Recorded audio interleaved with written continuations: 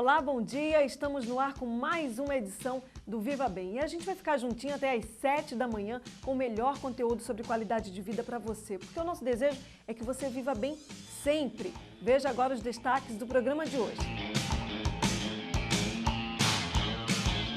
Os exercícios funcionais fazem sucesso nas academias. Você vai conhecer algumas séries dessa modalidade. E como está a sua relação com os livros? Para os pais, vamos mostrar uma entrevista especial sobre a importância do incentivo à leitura e como os livros podem ajudar na formação da criança.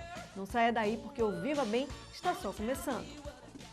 E o Viva Bem vai começar agora falando a respeito de exercício funcional. Gente, essa modalidade está em alta nas academias e tem como característica principal a questão de desenvolver bem habilidades motoras e, além do mais, produzir movimentos mais eficientes. E para você entender um pouco mais do que é o exercício funcional e praticá-lo, vem aí a Williana, educadora física.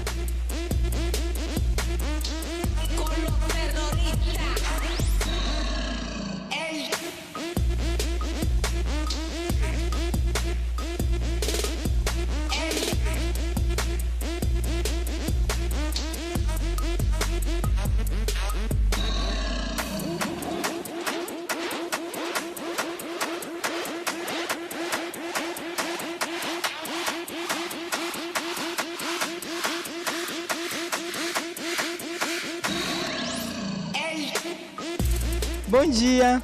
Olha só, hoje nós vamos explicar um pouquinho do treinamento funcional.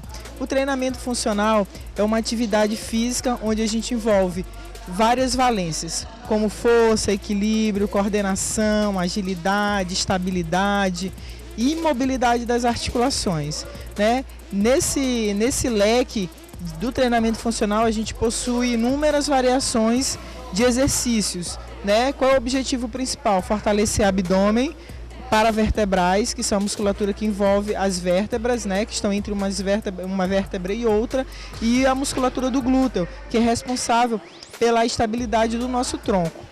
Hoje, por exemplo, a gente já iniciou a aula fazendo um trabalho de estabilidade de joelho, que a gente chama de avião, né? Onde você coloca um pé de apoio e a mão e a perna contrária se afastam, fazendo com que você tenha um trabalho de estabilidade do tronco, tá? E principalmente do joelho, que é um exercício simples de estabilizar, né? E uma perna só, mas quando a gente vai fazer a gente vê que não é tão simples assim. Um outro exercício, logo que a gente conjugou, né, que a gente alternou, foi com a variação de agachamento, né, de fazendo o que a gente chama do agachamento em vírgula e tantos outros, pode ser o frontal, lateral, alternando, e isso daí vai dependendo da criatividade também na hora da aula, tá bom?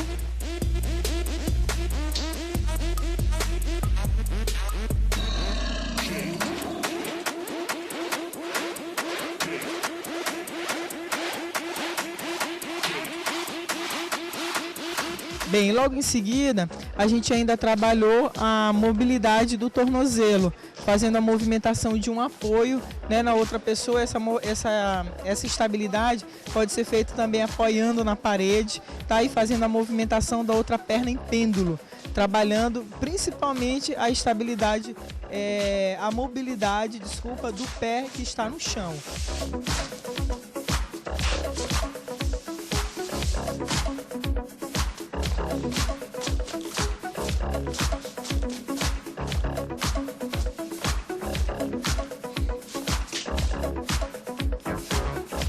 Tá bom? E em seguida aquele trabalho de lateralidade que vocês estão vendo, que é tanto lateral para um lado, lateral para o outro, frente e trás, né? E isso, trabalho de agilidade e de estímulo de percepção, tá? Que vocês estão vendo aí como é que pode ser trabalhado, tá?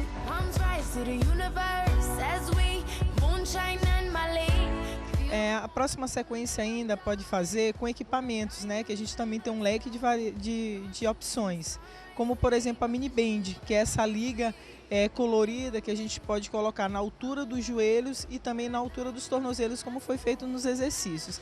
Ele pode ser trabalhado também em várias direções e também por velocidade. No primeiro caso, a gente fez essa movimentação em diagonal, né, tendo pontos nas diagonais para fazer essa movimentação. E também essa movimentação já lateral mesmo, tá? Com essa movimentação de salto, de leve, de um lado para o outro, trabalhando tanto direita como esquerda. E juntamente com esses exercícios, vocês viram que a gente utilizou o que a gente chama de kettlebell, que é essa bola de ferro fundida com uma alça, que serve para quê? Para trabalhar com a carga, trabalho de força. Normalmente, o halter, que a gente é acostumado a ver, ele fica centralizado na mão, né, ao ponto de gravidade. Já no kettlebell já é diferente, por quê? Porque a gente já apoia na alça e o peso central dele está na bola, então tem-se um trabalho extra de estabilidade da articulação. Nessa situação, a gente fez o que a gente chama de subida ao meio, né, fazendo essa movimentação de estabilidade de tronco, fortalecendo também abdômen. E uma outra variação em seguida que a gente fez foi o canivete, de fazer essa movimentação que nem um barco e sempre com trabalho de estabilidade também do ombro, sendo que a gente trabalhou abdômen, paravertebral, postura, sempre tendo a conscientização do seu limite, né, de como deve ser feito, qual carga deve ser utilizada e sempre, lógico, com acompanhamento de um profissional de educação física.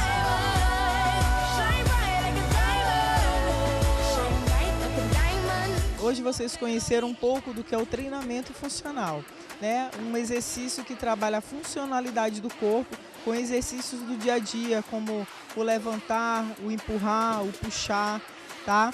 Espero que vocês tenham gostado e até a próxima.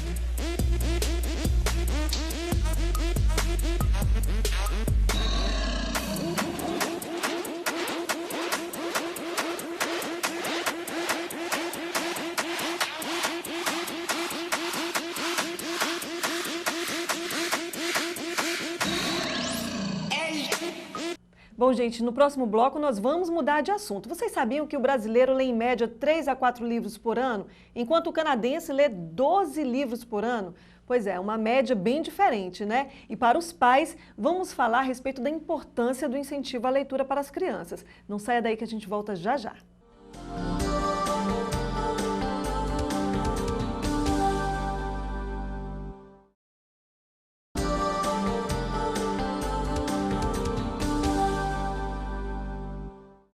E o Viva Bem está de volta e hoje vamos conversar a respeito da importância da leitura para a formação de uma criança. Por isso convidamos a Letícia Nogueira, coordenadora do Ensino Fundamental, que vai explicar para a gente, começando, para os pais já assimilarem a ideia dos benefícios da leitura. Letícia, os benefícios da leitura para a formação da criança.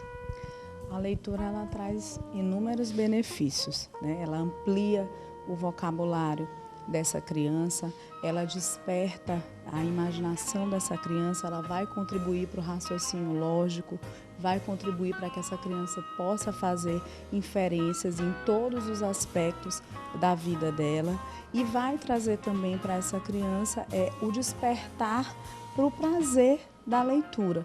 Essa leitura vai contribuir na vida dela para que ela seja uma escritora mais funcional, para que ela perceba a grande variedade de gêneros e para que ela entenda a função também da escrita, né, em todos os espaços que ela esteja, não só na vida dela enquanto estudante, mas também na vida enquanto profissional. Letícia, a literatura infantil abriu um leque muito grande, não só de conteúdo, como da própria estrutura do livro. Hoje o design do livro chama mais a atenção da criança, tem despertado o interesse. É importante que a leitura seja um prazer para aquela criança, daquilo que ela está absorvendo, não é isso? Com certeza. A escola tem um papel fundamental, né, de incentivar essa leitura, né, desde as crianças muito pequenas, desde o maternal até o ensino médio, mas esse despertar para a leitura, ele de fato precisa acontecer, né, na educação infantil e no ensino fundamental 1. Por que é importante despertar isso desde muito cedo? Porque a partir do momento que essa criança começa o contato com esse livro, né, ainda na primeira infância, ela passa a ter o hábito de leitura. E hoje, esse processo de contato com os livros, ele é muito grande na escola, porque a escola dispõe de um acervo com vários títulos, né? Títulos que são extremamente atrativos e títulos que são aproximados da faixa etária de cada criança. criança. Então hoje, por exemplo, em casa, os pais, desde bebês, as crianças já podem ter contato com esses livros que trazem uma interação muito grande. Então, quanto mais cedo essa criança tiver contato com o universo da leitura ou o próprio contato com o livro, mesmo que essa criança ainda não leia, com certeza ela vai construir o hábito da leitura e isso vai facilitar a proximidade dela com o livro. Reforçando que não é só um papel da escola, a família precisa interagir nesse mesmo sentido, até mesmo para estimular a criança, né, Letícia? Onde as crianças quinzenalmente levam um título para casa, existe toda uma preparação na sala de aula para esse despertar, onde a professora organiza um momento com essas crianças têm a possibilidade, né, de na semana seguinte falar um pouco sobre essa leitura, além das visitas que eles realizam na biblioteca da escola, e a biblioteca da escola também organiza atividades para receber esses alunos, trazendo todo o encantamento que a leitura pode, né, trazer para o universo da criança. Mas a família tem um papel, sim, muito importante. Pais não leitores, por exemplo, podem prejudicar muitos filhos? Com certeza, porque a criança dessa faixa etária, ela está em formação. Ela vai assimilar todos os valores, todas as regras e tudo aquilo que essa família valoriza. Então, uma criança que está no universo familiar, onde os pais são leitores, onde existem vários títulos à disposição, com certeza vai ser a criança que vai pedir de presente um livro, que vai olhar uma livraria e vai ter vontade de entrar. E é importante ressaltar que essa leitura, ela não deve estar só ligada aos livros. Existem uma variedade muito grande de gêneros. Então, as revistas também são muito importantes para esse incentivo à leitura, os artigos e tudo aquilo que desperta interesse da criança. Agora, Letícia, a criança em contato com outros tipos de leitura, como um simples jornal ou uma revista mensal, pode também estar ajudando na formação? De que forma isso vai estar ajudando? Esse processo vai ajudar na diversidade de gêneros que essa criança vai conhecer, né? Cada gênero literário, ele tem uma comunicação diferente. O jornal se comunica num formato, a revista se comunica em outro formato, o livro se comunica no outro formato, além das diversidades de gêneros também que nós encontramos nos livros. Então, isso vai trazer para o universo da criança vários tipos de comunicação e a função de cada texto. Então, quanto mais diversidade essa criança tiver, tanto em casa quanto no universo da escola, mais opções ela terá de leitura, maior será o repertório dessa criança, né? E, com certeza, ela vai ter um conhecimento muito mais amplo da função dessa leitura.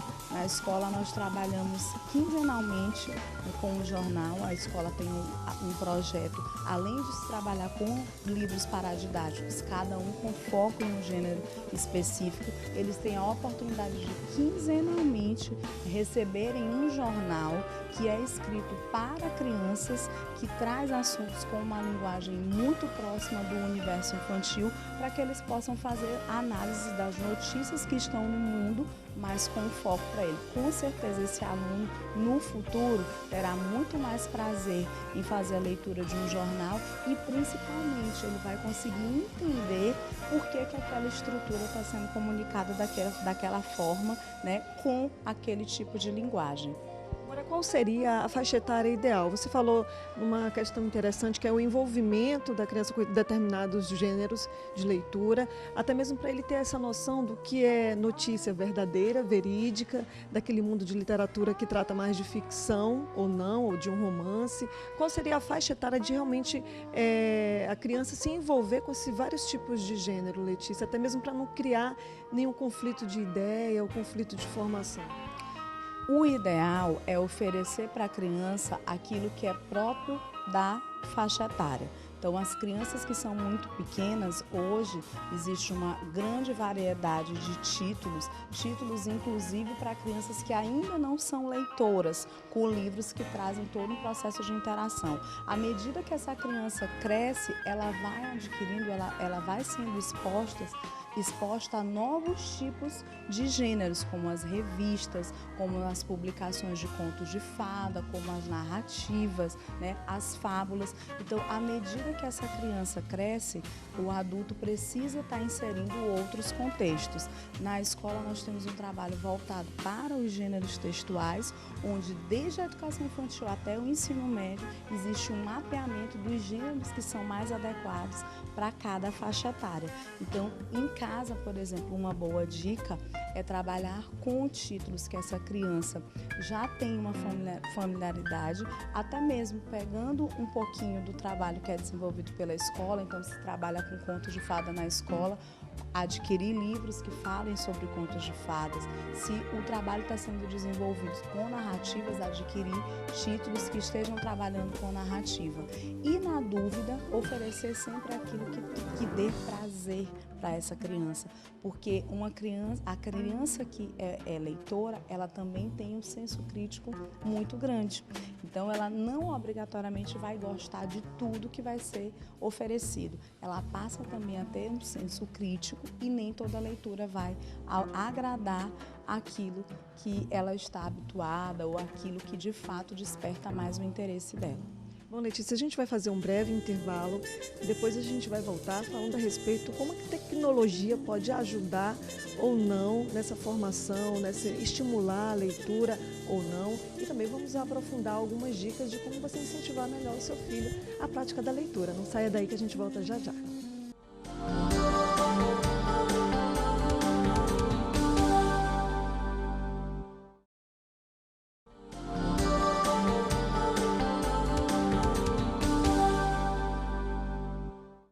E o Viva Bem está de volta, hoje conversando com a Letícia Nogueira, que é coordenadora do Ensino Fundamental 1.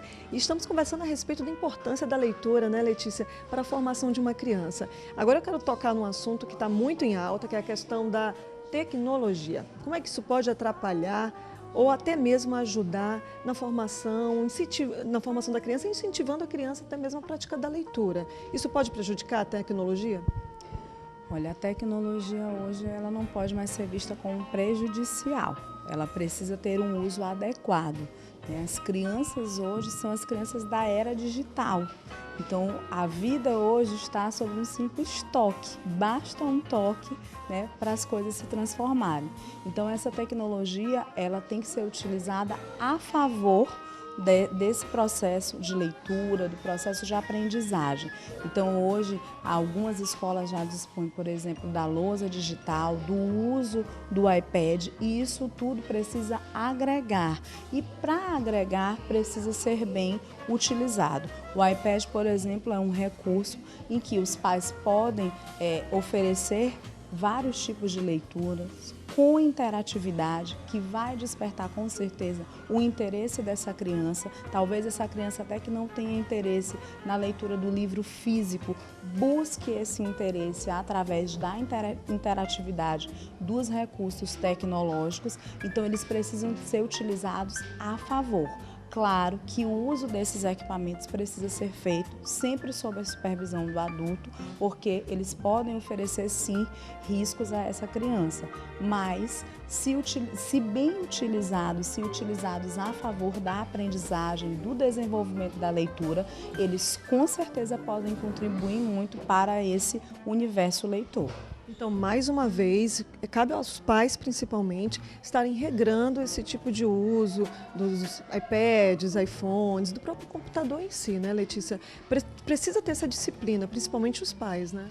Com certeza, os pais, eles são o grande espelho dos filhos. As crianças, nesse processo de formação, eles vão se imitar modelos, e os primeiros modelos da vida deles são os pais. Os pais precisam orientar, sim, os filhos, não só quanto ao uso das tecnologias, mas quanto à valorização do processo escolar, a realização dos deveres de casa, a disciplina para a realização das leituras. A família, em primeiro lugar, é responsável pela construção desses valores. Aquilo que é a cultura familiar, aquilo que a família de fato agrega valor, né? São essas questões que a criança também vai agregar. Então, a escola tem uma participação gigantesca nesse incentivo à leitura, no aspecto relacionado à aprendizagem, mas a família tem um papel que não pode ser substituído pela escola. Agora, Letícia, tem uma questão também que a leitura não pode ficar somente entre o livro, entre o conteúdo e o aluno, por exemplo. Tem que haver uma interação, tem que haver uma discussão, tem que suscitar discussões, questionamentos. Como é que poderíamos ajudar os pais em relação a isso? De estar promovendo, além da leitura, uma discussão maior em relação àquilo, para não ficar somente entre o aluno e o livro. Bom, o que ele aprendeu, né? O que despertou nele, que senso crítico, como ele está adotando isso para a sua vida, precisa haver esse tipo de discussão e como é que a escola hoje está se preparando para esse tipo de aprendizado, levando essa atividade para essa criança?